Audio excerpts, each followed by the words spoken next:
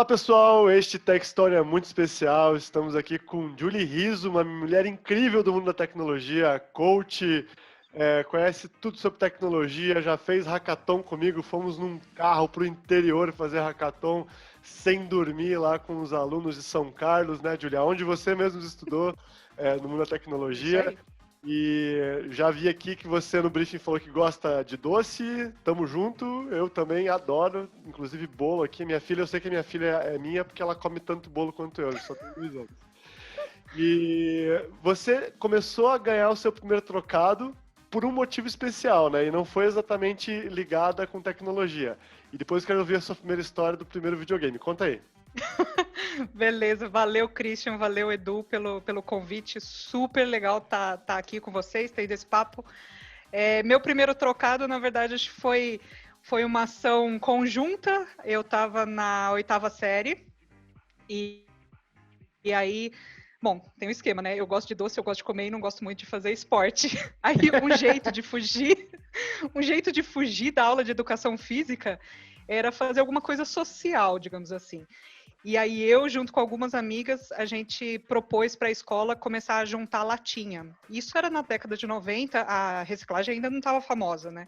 E a gente começou a juntar latinha do recreio, do colégio, todas as latinhas juntadas. Eu e minhas amigas, a gente amassava essas latinhas durante a aula de educação física, colocava num saco de lixo, e depois das aulas, assim, a cada semana, a cada mês, a gente levava para vender e catava aquele dinheiro, ia juntando esse dinheiro numa poupança para fazer a colação de grau da 8ª série.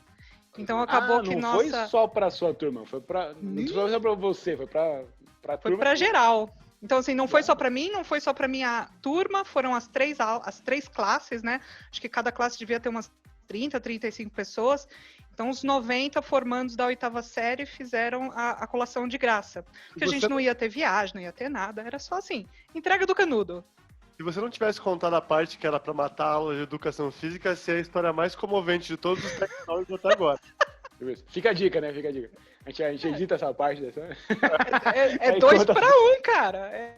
Boa. Você mata 2 coelhos com a caixa d'água só. Perfeito. E aí pagou. Aí paguei, eu, as amigas, e, enfim, foi benefício para todo mundo, porque tava todo mundo meio no perrengue da época lá, do meio dos anos 90, tava bem ruim a economia e para todos, né? A gente era de uma escola particular, mas, cara, para fazer a colação não tinha dinheiro, não. Que legal, Julie, que legal. As histórias de como ganhou o primeiro trocado são sempre muito interessantes. E é seu primeiro contato com tecnologia foi? Mas fica a observação que foi o primeiro trocado social, no final das contas. Social. Para ela. Exatamente. Pra ela. Esse é um ponto eu acho que interessante. Foi a primeira das histórias que a gente gravou aqui, que a pessoa ganhou a primeira grana, não em proveito próprio, né? A gente viu vários pequenos empreendedores aqui, mas a primeira vez que a galera ganhou um troco para um bem maior. E você sabe que eu só fui compreender isso anos depois. Na real, a ideia era fazer a formatura. A gente queria uma formatura. Não ia ter baile, real, tudo, a ideia era fugir da aula de educação física. E também! Mas manteve, também. né? Esse espírito de colaborar, de ajudar. E a gente já teve, inclusive, para quem está começando por esse Tech Stories, vai assistir os outros que a gente tem quando o Edu fala pequenos empreendedores, é pequeno mesmo. Tem gente com, tipo, 6 anos vendendo gibi na escola. E aí, Júlio, como é que foi o seu primeiro contato com tecnologia? Conta aí para todo mundo. Aí você até deu a dica lá do videogame. Meu primeiro contato com tecnologia foi com videogame. Também lá na década de 80, aí a gente começa a entregar um pouquinho a idade, né? Meu pai comprou um videogame para mim e para minha irmã, meados de 87, 86, sei lá, era o Odyssey. Na época tinha o Atari e o Odyssey. Então eu tive o Odyssey, a gente tinha as fitas, os cartuchos, e aí tinha alguns cartuchos que era tipo Didi na Mina de Ouro, tinha a Fórmula 1, tinha beisebol, Frogger, que é aquele sapinho que vai pulando de tronco em tronco, né? Para atravessar a rua. Se lembrar disso é ouro. Cara, e o Odyssey tá em casa, até hoje ele existe. Ele não funciona assim, não tem a conexão mais com a TV, né? Mas ele tá em casa. Todos os cartuchos em casa. Eu sou uma acumuladora e tem um museu, assim. Tem muita coisa em casa ainda dessas velharias. Mas aí o que eu lembro desse Odyssey, tinha um cartucho específico que era de código Morse. Você pensa que a criança lá dos 8, 9 anos de idade, até menos às vezes, eu tava jogando código Morse. Pi, pi, pi, pi, pi, pi. E aí eu escrevia meu nome, escrevia a carta. Era isso. E aí depois acabou que... Como fazer seu filho passar tempo, saca? Tipo, hoje a gente dá um tablet na mão da criança e beleza, a criança fica feliz. Na época você dava um código Morse pra pessoa desvendar. Tipo, Qualquer coisa que É piscar, loucura, né? qualquer coisa que piscasse. não tinha nada. Não é? E Eu aí quero fazer acabou só que- uma contextualização histórica aqui, que é do que a Julie descreveu, né? O Odyssey é tipo, beleza, é um console como hoje, mas ele tinha outras partes, né? Tipo, cartucho, então não dava pra baixar o jogo, não tinha internet. Tipo um CD. Tipo, Uma fita o cartucho cassete. está para a música como a fita cassete está para o... Verdade. Era E uma aí fita. eu punha a fitinha lá, que tinha o jogo, efetivamente.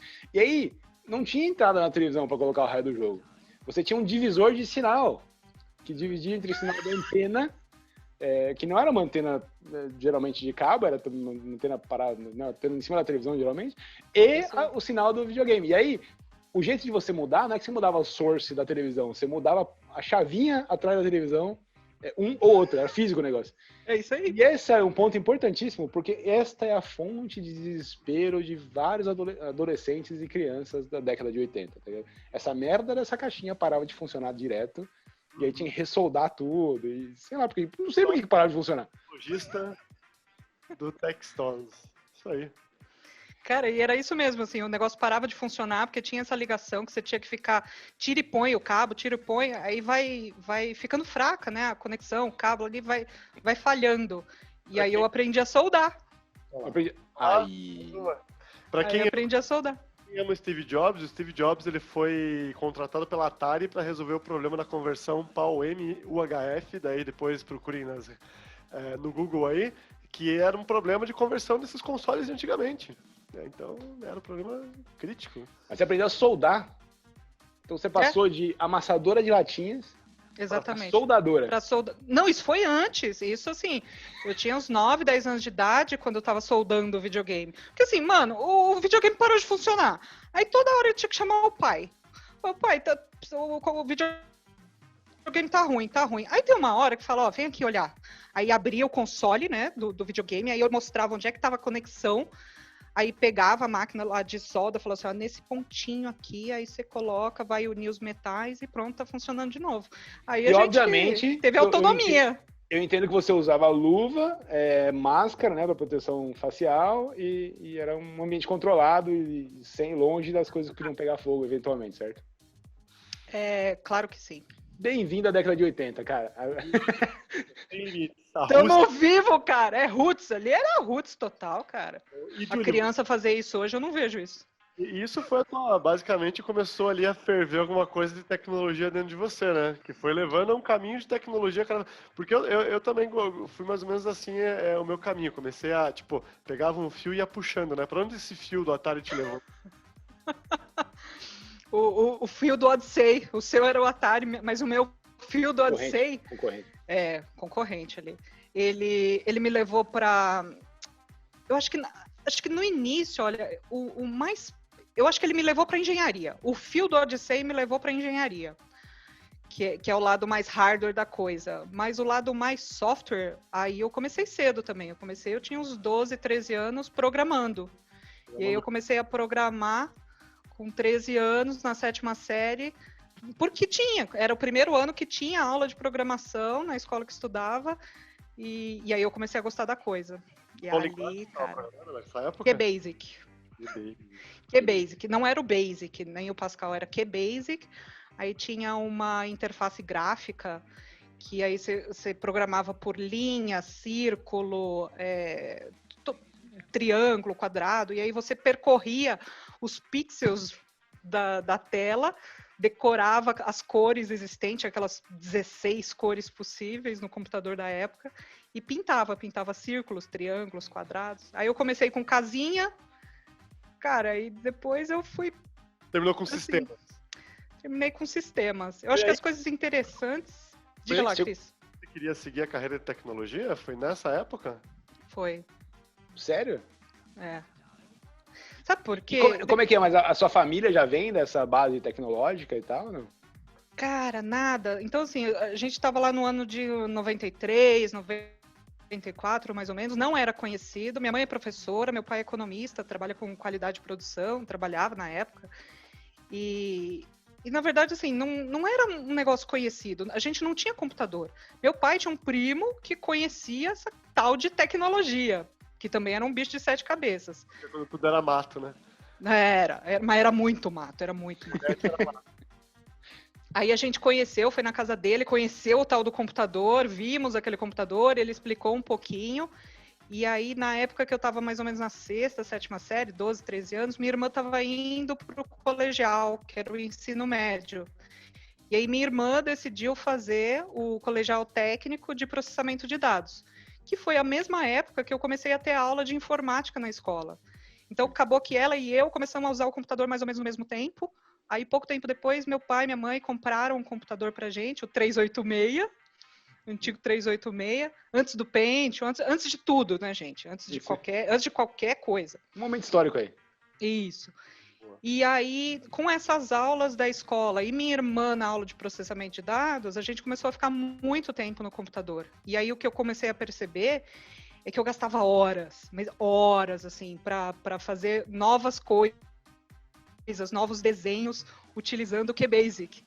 E ali eu vi que eu tinha gosto pela coisa. Tipo, juntava um pouco de criatividade. Era uma pegada mais design? Você caía mais pro lado design? Ou era programação mesmo que te encantava? Era os dois. Porque, assim, a programação, ela me levava pro lado lógico, matemático, procedural. Eu tinha um pensamento... Eu não jogo xadrez, eu não conheço xadrez. Mas para fazer um desenho por programação, você tem que programar, você tem que pensar antecipadamente qual é o círculo que tem que estar onde, o quadradinho vai estar onde, por exemplo, pensa numa casa. O que eu vou fazer uma casa na tela do computador? Tem que ter aqui a base, depois tem que ter o telhadinho aqui em cima. Então, eu já pensava antecipadamente qual era essa estrutura. Então, eu acho que juntava esse pensamento lógico. Cortou, Cris, não te ouvi. Já desenvolveu a base para passar no psicotécnico do Detran.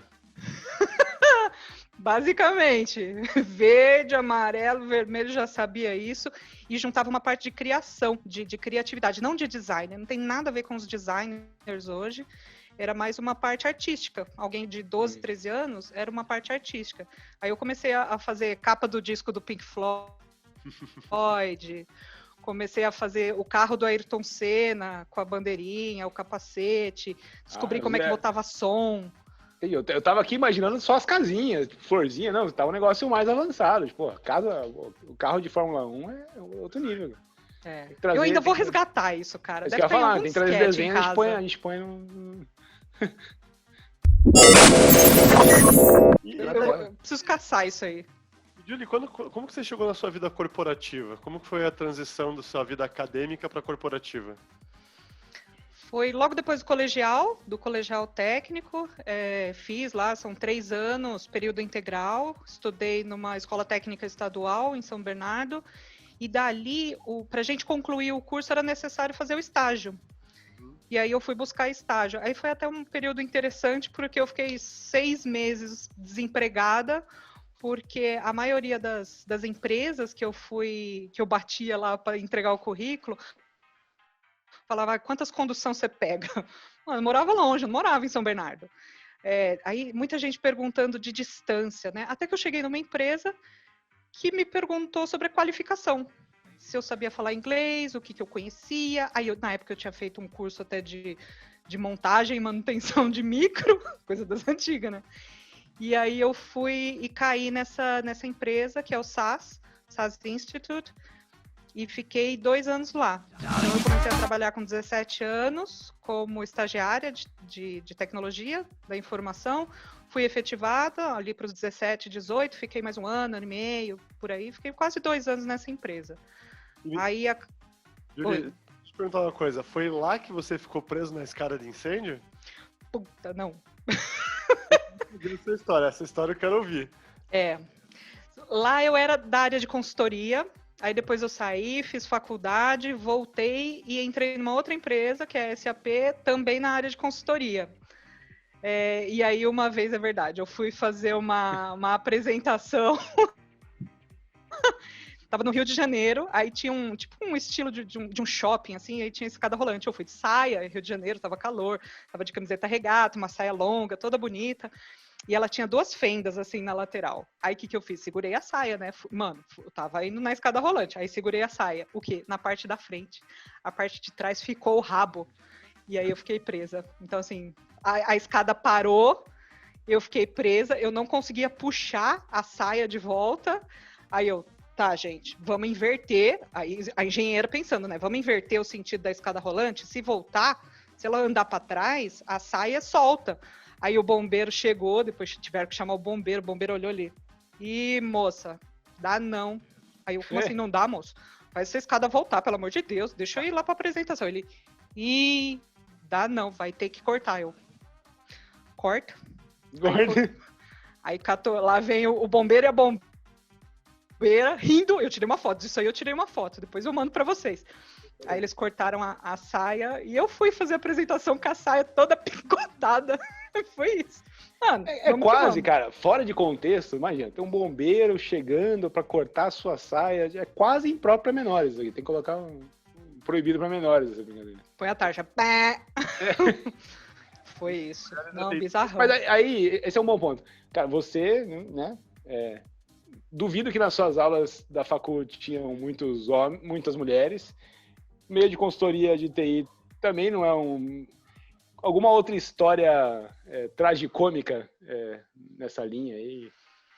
Mano, teve de tudo já, né? Porque, assim, são quase 15 para 20 anos nisso. Então, assim, tem histórias tanto de faculdade ou da empresa. Eu acho que uma tragicômica foi legal. Foi lá faz uns 8 anos, mais ou menos, numa festa de fim de ano da empresa, a famosa festa da firma. Estava eu dançando Opa Gangnam Style, do chinesinho. Acho que quem é desta época vai lembrar. Opa Gangnam Style. E lá estava eu dançando e senti um negócio no joelho. Eu falei, tá, pô, o que é isso? Aí não sabia direito o que era, só sei que eu não conseguia mais esticar a perna. Eu ouvi um creque, uma dor ali suave. Mano, festa da firma você já tá meio alto, né? Então, assim, senti uma dor meio suave e continuei dançando. No dia seguinte, o joelho ficou dobrado, assim. Não esticava, não sabia o que era. Passou. Não fui no médico, não fiz nada, não fiz gelo, passou. Aí depois eu estava num projeto, que a gente terminou o projeto, fomos para um restaurante dançante. E aí depois come, bebe, tudo, comemora o projeto. Aí lá foi eu dançar de novo. E aí eu fui dançar com o Duro. Crack. Ouvi de novo o crack no joelho. Falei, cara, mas de novo eu vou ficar um mês manca. Conhecimento de engenharia, acho que alguma coisa não funcionou bem, não tá? Pois é, mas o meu pensamento de engenharia, ele parou nesse ponto. Acho que alguma coisa tá ruim, vou ficar mais um mês manca. Aí vem o pensamento da dançarina. Vou continuar dançando e aproveitando a noite. Mano, seguir a noite dançando. Assim, como se nada tivesse acontecido, só que sem esticar a perna de novo. Aí voltei para São Paulo, eu estava fora de São Paulo. Quando eu voltei, fui no médico. Você rompeu o LCA, ligamento cruzado anterior do joelho. Então eu rompi o ligamento cruzado dançando na festa da firma. E aí eu fiz uma cirurgia. O ligamento na festa não se divertiu o suficiente. Eu já rompi também o ligamento, mas foi o traseiro do tendão. Foi uma dor assim. Tipo, eu não pude voltar dirigindo para casa. Mas também concordo, não tem que se divertir mesmo. Eu nunca rompi o ligamento, não fazendo isso, pelo menos. Cara, é interessante porque agora eu vejo assim, os jogadores de futebol rompem o ligamento e sai na maca, sai gritando, sai chorando. O meu, assim, mano, dá uns 2 minutos ali, nossa, que coisa estranha. Vamos continuar a festa. Eu sigo dançando. E aí, eu lembrei de uma história aqui agora, Julie, de você nos projetos na América Latina, com taxistas apaixonados pela Julie Rizzo. Olha, como é? Vamos fazer um quadro aqui? Lembra? Deixa eu ver se eu lembro. Não lembro. Eu nego. Eu nego. Enquanto eu puder e não tiver provas. Mas conta lá, Edu, aí eu vou lembrando. Não vou contar. Eu não estava junto. Um passarinho me contou que você e Miguel Figueiredo estavam pela América Latina e aí o taxista não queria deixar você sair do carro. Julie. Putz. Cara, motorista, taxista, taxista, já peguei taxista sem braço, não no Brasil, mas fora, sem carro adaptado também. Aí eu olhava pro taxista, eu tipo, como que ele vai dirigir? Sem um braço mesmo, gente, sem o braço, né? Motoristas apaixonados, não só no táxi, já tive outros também de fretado. Motorista do fretado que me levava para os projetos da consultoria, morava na Zona Leste, aí para atravessar a cidade de São Paulo, o motorista cantou, isso eu lembro, o Morango do Nordeste. Nossa. Lembra disso? Aí eu subia no ônibus, ele cantava essa música, eu descia no ônibus, ele cantava, mano. Olha só, a Júlia arrasando corações, não sabia desse teu Tem lado. essas histórias. A Júlia é coach, Fatale, cara. que é uma excelente pré-vendas, mas isso... Angariando corações de motoristas de táxi e de ônibus. Quantos para-choques não tem o nome de Julie Rizzo, hein? Não é? Nossa Senhora! Agora eu tô famosa, agora você sabe quem é aquela do para-choque. Bom. Eu tenho uma história com a Julie, preciso contar. Tinha acabado de chegar na empresa, encontrei a Julie Rizzo, a gente vai fazer um curso junto com um gringo e tal, vem o gringo. Então, beleza. Acabou o primeiro dia, uma semana inteira de curso, né? Acabou o primeiro, segundo, terceiro, lá pra quinta-feira, alguém tem que levar o gringo pra jantar, né? Tá no Brasil, tá? Essa eu lembro bem. Levamos o gringo pra jantar. Cara, dica de ouro, não acompanhe a Julie Rizzo bebendo. Não acompanhe a Julie Rizzo bebendo. Meu amigo, o curso da sexta-feira acabou, não tinha curso. Eu não fui. Foi histórica essa, cara. Eu lembro que ele não parava, o gringo não parava e eu não parava. E o Edu já tava com sono, mas eu também tava com sono. Eu falei, gente... Mas o Edu não dá pra acompanhar ele no gosto, porque ele bebe caipirinha sem açúcar. Não, mas na época eu era normal ainda. Na época era... Agora que eu tô nessa aí. Mas esse gringo foi interessante, foi uma das amizades bacanas que eu fiz na empresa.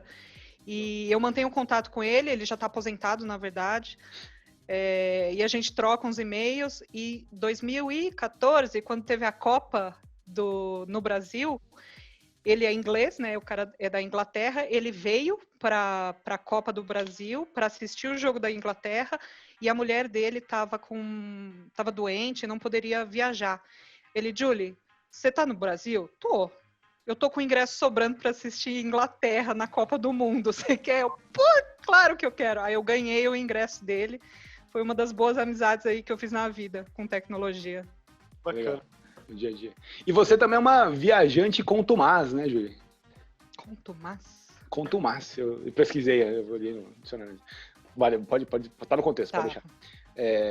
Conta aí, viajando, tecnologia, fazendo projeto, ou nos seus diversos prêmios, qual o lugar mais legal que você conheceu e alguma história bacana que você tenha visto aí? Boa. Difícil falar de lugar mais legal que eu conheci. Acho que tem alguns lugares que eu guardo no coração, de algumas boas viagens que eu fiz bastante, assim. Um é Colômbia, com o Miguel, inclusive, né? Gostei bastante da Colômbia, fui para lá algumas vezes. Las Vegas, me trouxe umas boas recordações. E a última vez que eu fui a Las Vegas, eu pude ir a shows que, cara, eu não teria condição, assim, de ver essas pessoas vindo para o Brasil. Por exemplo, Aerosmith, foi um dos que eu vi. No Brasil, eu acho que eles já vieram, mas eu não vi.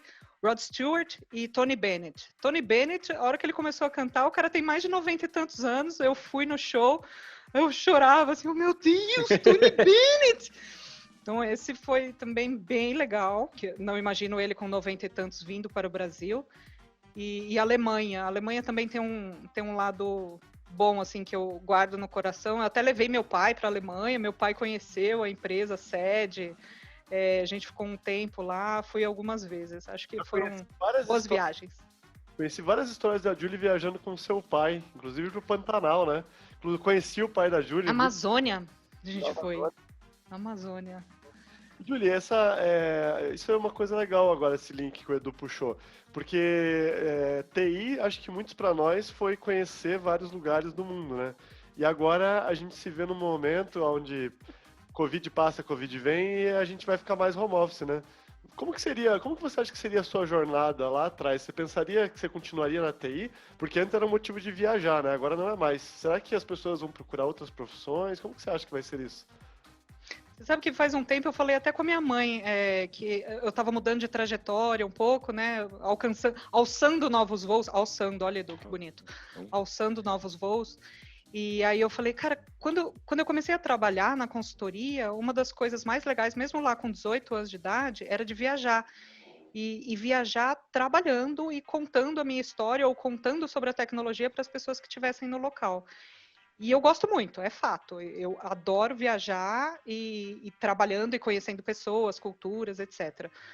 Eu acho que se fosse hoje, com Covid, imaginando que as coisas ficariam do jeito que estão por muito mais tempo, eu faria tudo igual. Cara, não seria o não viajar que me tiraria da tecnologia. Eu faria, cara, tudo igual, porque a quantidade de coisa que eu estudei, que eu desenvolvi, que eu aprendi, os amigos que eu tive e tenho dentro desse mundo, eu seguiria tudo igual. Para o futuro das pessoas, eu acho que segue até maior, Cris, porque a demanda que a gente tem por tecnologia num tempo onde está todo mundo em casa, eu falando lá da década de 80, 90, gente, não tinha nada, não tinha internet, não tinha celular, não tinha nada. Home office não tinha, né? Não tinha. E assim, se você fosse ficar em casa, o teu videogame não está conectado com um dos amigos. Você joga com cartucho sozinha. Não tem essa integração. Hoje está mais fácil, mas mesmo assim precisa de uma demanda muito grande de gente de TI para tudo quanto é coisa. Tem seja hardware, software. Bem legal esse negócio que você falou da diferença, né, do passado de ficar em casa e para agora. Meus filhos, quando eles ficam de férias hoje, eles pedem para falar com os amiguinhos por WhatsApp, enfim, vídeo e tal. Cara, eu lembro quando eu saí de férias quando eu era criança, tipo, era um mês, 2 meses no final do ano, sem falar com seus amigos. E aí... Em casa? Não, com os amigos da rua, né? Aí mudava, né? Mudava o foco, né? Aí, tipo, os amigos saíam os amigos da escola, entravam os amigos da rua, mas efetivamente você voltava no primeiro dia de aula, tipo, da onde você parou. E beleza, teve as férias no meio do caminho. E é engraçado como essa... Não eram problemas pra mim, porque eu também não conseguia pensar de outra forma disso. E hoje, para as crianças, para os meus filhos, eu vejo que é um paradigma interessante. Muito bom. É importante o pessoal que está assistindo saiba que sempre o participante manda um briefing de algumas histórias e a Julie, como muitas pessoas da tecnologia, está seguindo um novo caminho, né? Um caminho de coaching e tal. Eu só quero saber, Julie, se você decidiu ser coach quando você viu colegas sendo maltratados por gerentes. Conta essa história aí e já linka essa tua trajetória com coach aí. Na época não, Cris, na época eu não sabia. Uma história que aconteceu de fato foi... Eu na consultoria, eu acabo sendo muito, muito forte, né? Eu sou dura ou eu sou íntegra, sei lá, eu sigo um caminho estrito. E os gerentes de projeto nunca bobearam comigo. Então, assim, o que eu falo é lei. Tipo, quanto tempo você vai demorar para fazer essa atividade? 5 dias. 5 dias? 5 dias. Então, tá bom, 5 dias. Agora, se tem algumas pessoas que falam assim, não, 5 dias, senhor. 5 dias não, é muito, faz 2. Tá bom, tá bom. Então, acata ou não consegue se colocar. E eu já tive que amparar estagiário vindo para mim, como eu estava líder do projeto, tinha um gerente do projeto, o estagiário chegou chorando. Você via que o olho dele já estava meio marejado. Ele, Júlio, preciso falar com você. Vem, vamos. E aí puxei ele para fora, para uma sala fora do projeto. Falo, o que está acontecendo? E aí ele, tipo, chorou bem e falou o que estava acontecendo e todas as lamúrias ali que estava se passando e como que o gerente estava tratando de uma forma não humana, né? Aquele relacionamento não era profissional, ele já estava passando um pouco dos limites. Não que fosse algo, sei lá, previsto em lei, nada que fosse muito grave, mas estava incomodando. E já tive que fazer esse papel para algumas pessoas. Até em consultoria, como a gente trabalha com as pessoas da nossa empresa, com terceiros e com as empresas clientes, eu já fiz esse papel até para outros, para o cliente que está se sentindo ruim na área que ele está e ele quer mudar. Aí eu sou uma ouvinte. Aí eu preciso fazer eu tenho um depoimento aqui, calma aí também. Eu tenho um depoimento. Acho que isso é legal de ver. Eu e a Júlia, a gente já trabalhou junto na mesma área, enfim, a gente foi se encontrando aí algumas vezes nos últimos anos. E a Julie, acho que ela se definiu muito bem, assim, ela é uma figura que definitivamente ocupa o espaço e ocupa muito bem o espaço que ela tá presente. E ela vira uma âncora e uma pedra de referência, né? Um norte, uma agulha de bússola, talvez, para a galera em volta. E eu posso falar da minha experiência, mesmo antes dela se enveredar para esse caminho de coaching, né, desse foco mais humano, que acho que ela vai comentar na sequência, ela já era uma pessoa com quem que eu buscava para debater ideias, para pedir opinião, para escutar, para tomar porrada de vez em quando, e para ver um outro lado, uma perspectiva diferente, né? Essa carreira super rica que ela tem, tanto acadêmica, na engenharia, no técnico de PD, mestrado e tal, os estudos pessoais, a vivência, acho que isso tudo traz um arcabouço fantástico que corrobora aí para essa experiência que você está trazendo hoje para a mesa com esse foco mais humano. E acho que vale a pena Quando é que você descobriu o que todo mundo já sabia, que essa é uma puta fortaleza sua? Carimbado, que o Edu falou. Também faço a mesma coisa com a Julie. E a gente precisa de pessoas igual a você, porque às vezes o consultor júnior fica virando 24 horas aí, bate carro, esquenta a cabeça, e tem que lembrar que ele é júnior e tá sendo pago a menos porque ele não conhece tanto assim. Precisa de pessoas igual a você também. Manda bala aí, Julie. Fala aí. Boa. Eu acho que saber que eu era uma boa amiga, confidente, ouvinte, acho que de alguma maneira eu soube há muito tempo.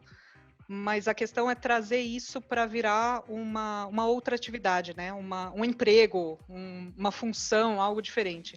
Aí isso veio só agora, em 2016, 2017. Porque que nem o Edu falou, eu fiz uma trajetória muito técnica de colegial técnico, engenharia de computação, fiz o meu mestrado em computação, fiz um MBA em gestão de TI e parei. Aí ali eu comecei a ver as coisas com o mundo, com os olhos um pouco diferente, né? A gestão de TI já me deu uma visão um pouco diferente de como que funcionam as coisas dentro de uma empresa, de um ambiente corporativo. Só que o estudo eu não conseguia parar. Tipo, eu preciso estudar mais alguma coisa, eu preciso ver mais alguma coisa. E ali eu caí no mundo de neurociência. Neurociência, PNL, e dali eu vi o coaching. Então, assim, eu não conhecia coach de mercado. Fulano é coach, ciclano é coach. Às vezes eu brinco falando assim, que o consultor da década de 90 é o coach dos anos 2000, porque todo mundo é coach. Mas a hora que eu fui ver a história, a metodologia, a que se destina, como que funciona, eu acho que a neurociência me deu um pouco da ideia de como as pessoas funcionam, como que é o comportamento humano, a PNL também, como que faz o desenvolvimento humano em cima do comportamento de cada um, que cada um tem os seus recursos, as suas fortalezas, as suas competências, e aí eu fui para esse caminho de coach faz mais ou menos uns 3 anos, acho que foi 2017, e a ideia daqui para frente também, assim, eu vou ver alguma coisa de mentoria para me disponibilizar como mentora, porque o mentor dá palpite, né? E eu gosto de dar palpite também. Então, quando é um amigo que me procura, eu dou palpite. Então, eu ouço e dou palpite. Isso também. Aí é o lado mentora e o lado meio mãe, né? Tipo, por que você tá fazendo isso, moleque? Pá! E aí eu dou alguma resposta. Agora, o lado coach, não. É um desenvolvimento das competências e fortalezas que a pessoa tem ou quer desenvolver por ela própria. Eu não dou palpite. Então, se o Christian chega para mim e fala, eu quero montar o Tech Stories, eu não posso falar assim, então monta assim, assim, assado, faz sessões, convida as pessoas, monta o script, fala, não, o que você acha que o Tech Stories é para você? Por que ele é importante para você? Como que você vai saber que ele atingiu o objetivo que você queria? E por aí vai. E é realmente uma paixão, é algo que eu adoro. Essa semana mesmo eu fiz 2 sessões de coaching. Acho que um ponto importante aqui antes que você que está escutando aí vá criticar o coach, blá, blá, blá, blá, blá, escutem a história do começo, tá? Tipo, a Julie se dedicou para isso, ela estudou pra caramba antes, ela é certificada, ela tá fazendo os cursos e tal. Ela não é uma pessoa que acordou de manhã e falou, vou ser coach, tá ligado? A palavra, infelizmente, está usada à exaustão, ela perdeu um pouco o significado original, mas vamos tentar não generalizar, né? Então, acho que essa mensagem é importante para a galera que está vendo e ouvindo. É interessante isso porque a Julie também é minha colega de programação neurolinguística e quando eu fiz eu tinha um pouco de vergonha de falar, né? Por causa disso. Fica assim, não, porque Somos dois. Meu nome é Christian e eu tô há 2 dias sem fazer PNL. então, eu fiz PNL. Eu tô fazendo coach, mas é por causa disso. Ao mesmo tempo, eu acho engraçado quando vem aqueles coaches e falam, porque eu sou coach quântico. Coach Né? quântico. Quântico. Ah, beleza. Coach quântico. Sou cozinheiro quântico agora. Porque eu mexo com a bio... É uma besteira de tudo quanto é jeito, né? Mas isso que é interessante. Quando você pega a sua trajetória e projeta naquilo que você realmente quer construir, quer ajudar as pessoas, é incrível. E é interessante porque, assim, tem muita gente que tem essa visão, né? PNL é aquele negócio de manipulação, tal. Coaching é aquele, todo mundo é coach agora, faz um curso, vira coach. E tem muita gente que, por conhecer a minha história e saber desse lado que eu estudo muito, eu gosto muito, e eu sou focada no processo, na correteza do negócio, me procura como coach, porque acredita que o meu coach vai ser adequado ao que a pessoa está buscando. Mas isso, de novo, igual vocês falaram, né? Cara, tem um monte de gente boa no mercado aí, mas tem gente que me procura exclusivamente por causa disso, porque sabe que eu vou fazer a coisa de forma correta, íntegra. A gente já encheu demais a sua bola nesse programa aqui, Julie. Você tem história para uns 12 programas. Quando ela mandar o currículo, ela vai mandar o link junto. Escuta aí. Exatamente. Já estou convidada para a primeira edição da 2ª temporada do programa. E é engraçado, Julie, falar uma coisa aqui, porque o povo tá vendo você aqui falar de coach, falar de uma trajetória de carreira de sucesso, passando por grandes empresas de tecnologia. Esta menina, ela faz dentro do detalhe da inteligência artificial lá, constrói os modelos. Fala aí, Julie, o que você tá vendo em inteligência artificial agora, tecnologias aí? Fala um pouquinho desse teu lado mais geek. E talvez, eu prevejo um foco aqui, como é que toda a sua bagagem técnica e entender comportamento das pessoas convergem aí nessa matéria mega na moda aí.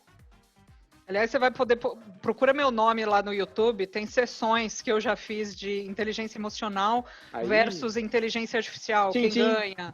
Ou neurociência, qual é o futuro, não sei o quê. Bom, tem lá.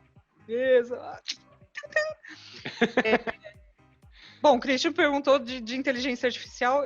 Eu venho trabalhando com as coisas mais novas, né? Tem gente que fala assim, cara, mas quando eu nasci não tinha nada do que existe hoje, a minha profissão não existia. Cara, eu também não tinha nada de blockchain, inteligência artificial, Kubernetes, não tinha a menor ideia do que era isso e de que isso poderia um dia existir. Uma das demonstrações que eu gosto de falar de inteligência artificial é até aqui, ó, com a bonequinha da Mulher Maravilha. Eu coloco a Gal Gadot ou a Angelina Jolie e coloco reconhecimento facial, né? Eu, Julie, com a Angelina Jolie, para ver se somos a mesma pessoa. Então, eu gosto de brincar com isso. E a coisa mais nova que eu vi de inteligência artificial foi trabalhando com um sistema onde você pode fazer a certificação. Por exemplo, eu vou fazer uma certificação de que eu sou boa falando em frente às câmeras para alguma coisa remota, virtual. Então, eu faço uma gravação, subo no sistema e o sistema vai me falar qual foi o meu pace, qual é o ritmo de fala que eu estou falando, se o jeito que eu estou falando é sorrindo ou não, se eu passo positividade, se eu estou me mexendo.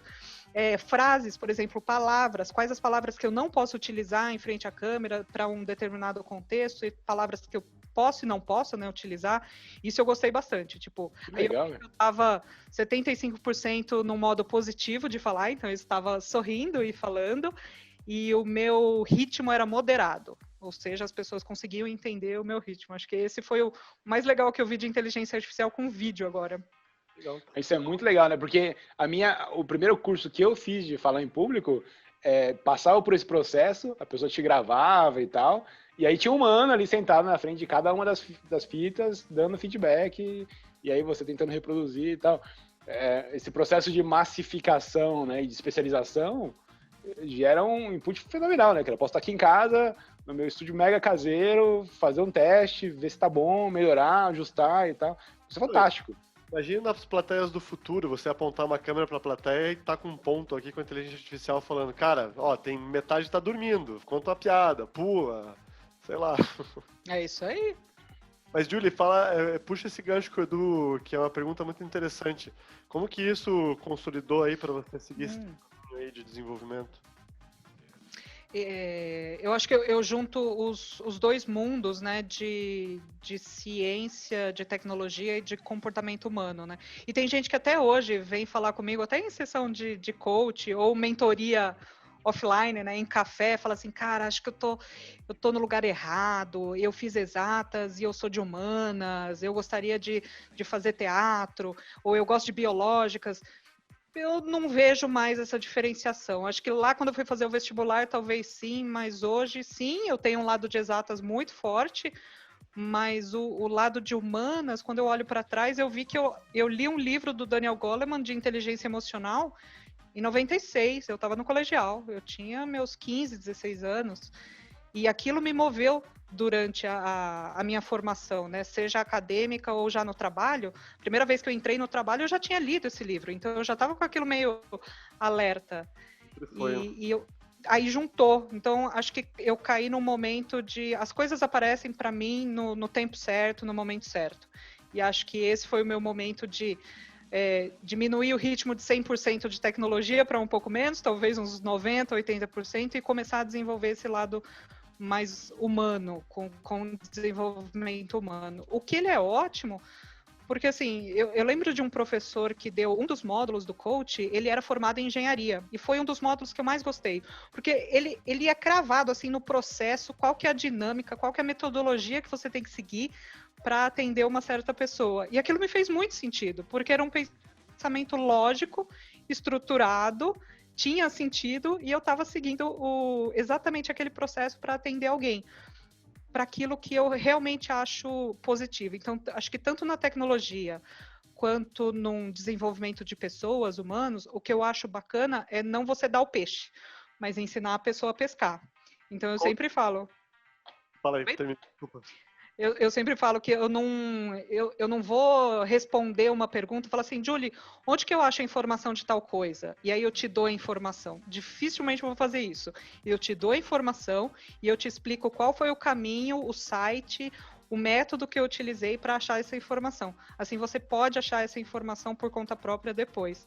Eu acho que o coach, o desenvolvimento humano, ele me leva para isso. Então, assim, eu ajudo as pessoas a pensarem ou serem autossuficientes por conta própria, sem mais precisar de mim o tempo todo. Eu não quero ser uma dependência, eu quero ajudar o outro a crescer. Algum dia todos trabalharemos para Julie. Julie vai presidente. Julie, eu queria começar a encadear agora mais pro final aqui. E aí eu queria...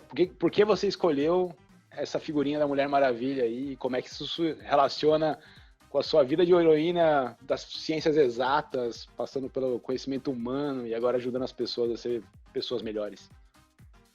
Cara, primeiro, eu acho que eu gosto da Mulher Maravilha. Primeiro ponto, assim, um ponto simples. Justo, porque mega justo. Eu gosto. Não tem nenhuma explicação muito elaborada, bonita, assim, sabe? Eu acho ela legal, acho ela forte, acho que ela domina todo mundo. ela tem poder ali, ela faz o dela. Eu sei que ela tem o laço que conta a verdade, mas esse aí eu passo, não tem problema não.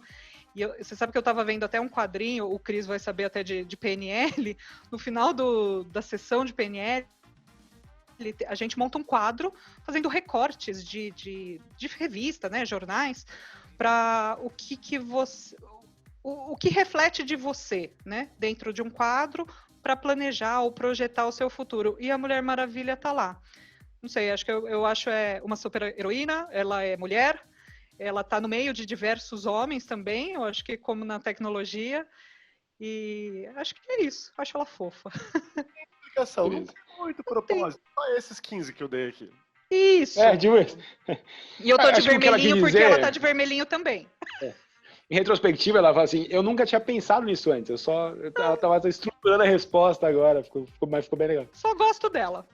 Muito bom. Só gosto dela. E aí, nessa linha já de coisas que você gosta, Julie, a gente sempre pede aqui no final de cada episódio pro nosso convidado deixar uma dica, que pode ser a que você quiser, uma ou mais, enfim.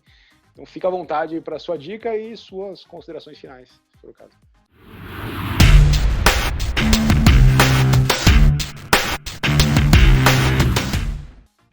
Acho que todas as respostas antes eu sempre não falo uma coisa só, né? Eu vou juntando as coisas e vou falando um monte de coisa. Acho que eu vou dar algumas dicas. A primeira, acho que está muito relacionada desse momento de desenvolvimento humano, comportamento humano, que é autoconhecimento. Então, quando aos 12 anos eu sabia que eu gostava de trabalhar com tecnologia e que eu me via fazendo aquilo de alguma maneira eu posso traduzir hoje para autoconhecimento. Aos 12 anos eu não ia traduzir por isso, tipo, eu gosto de fazer isso. Por quê? Porque eu gosto de fazer isso, porque tá bom, é divertido, sei lá. Então, conheça aquilo que você é bom. Autoconhecimento. O segundo é estudo. É difícil não alinhar o meu nome junto a estudo. Eu sou uma pessoa que estuda muito, já fui tomada como a CDF da turma, coxinha, vai estudar mesmo. Vou estudar, porque eu gosto disso. Eu não sei, isso é desde criança.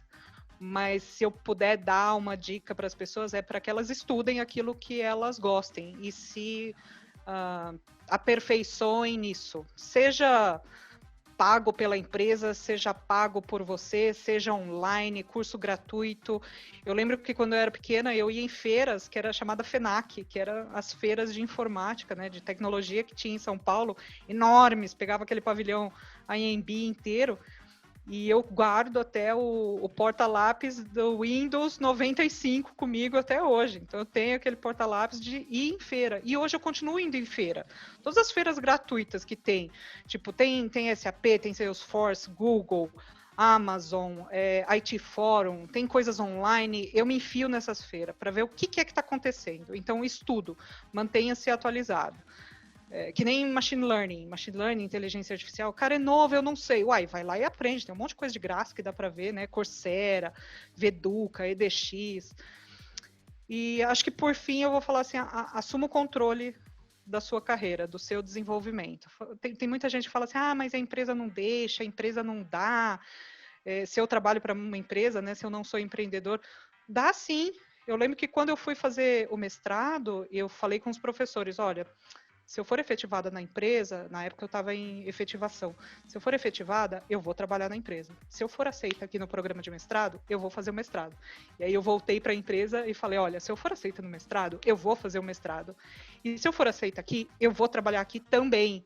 Então, essa é a minha carreira, esse é o meu plano de desenvolvimento. E eu sempre dei a contrapartida. Falei assim, tá, você vai fazer o mestrado? E aí? Eu falei assim, se eu tiver aula de quarta, quinta-feira à tarde, na sexta-feira eu trabalho até a noite, até as 9 da noite. Tudo bem? Tá, tudo bem. Eu nunca tive nenhum questionamento com relação a isso quando eu me coloquei como prioridade. Então, assuma a prioridade da sua carreira, estude, se desenvolva e se conheça. Muito bom, Júlio. Devia deixar a Júlia por último, que agora eu vou passar vergonha pra falar. Vai falar então, quadrinhos. Ô Cris, faz a sua dica aí, vai. Vamos meter a ordem. A minha dica é um pouco mais... Sabe, eu tava numa conversa esses dias com uns amigos, e eu tenho alguns amigos que adoram estudar teoria da conspiração, que não é minha praia. E eles acabam confundindo, e eles vão saber com quem eu estou falando, parem com isso. E tem muito vídeo na internet sobre teoria conspiratória dos objetivos estratégicos da ONU. Então a minha dica vai para as pessoas acessar os 17 Objetivos Estratégicos, ODS, Objetivos de Desenvolvimento Sustentável da ONU. São 169 metas para até 2030 a gente atingir para garantir que o planeta seja um lugar mais sustentável. Por exemplo, garantir que a agricultura se mantenha, garantir que o ar permaneça limpo, e tem muita gente desvirtuando essa agenda tão positiva para algo ruim. E não é. Claro que quando você começa a analisar de uma forma muito fria, se você fala que a monocultura do solo prejudica o cultivo de outros tipos de cultura no futuro. Se você fala assim, até parece que a ONU quer aprisionar o agricultor. Não é isso. Isso é um fato que precisa ser levado em consideração. A agenda está em evolução constante e acompanhem e se envolvam. Isso é muito importante para o nosso futuro. Boa dica. Que dica nobre, cara. Eu não teria vergonha se eu tivesse vergonha na cara. Eu teria vergonha se eu tivesse vergonha na cara. Mas a minha dica é a piada mortal. Eu estou aqui com a camisa do Batman, seguindo a minha recomendação de sempre ter uma camiseta. Acabei de perceber que eu não tenho tanta camiseta assim, mas eu vou tentar. Então é do Artman. A Piada Mortal é um gibi de é um comic book para os mais puritanos, de 88, de quando a Julie era uma criancinha, um bebê. Escrito pelo Alan Moore, que é um dos meus autores de gibi favoritos, obviamente.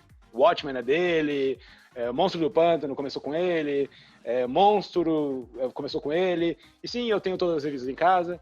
É uma viagem fantástica, de autoconhecimento, que acabou de uma forma ou de outra conectando com o tema da Julie, porque sem dar spoilers, mas o Batman entrando no asilo Arkham, e encarando todos os seus inimigos de uma forma muito mais psicológica, e no final ele entende quem ele é. Então é fantástico, vale muito a pena ler e tem tudo a ver com o tópico de hoje. Muito bom, muito bom.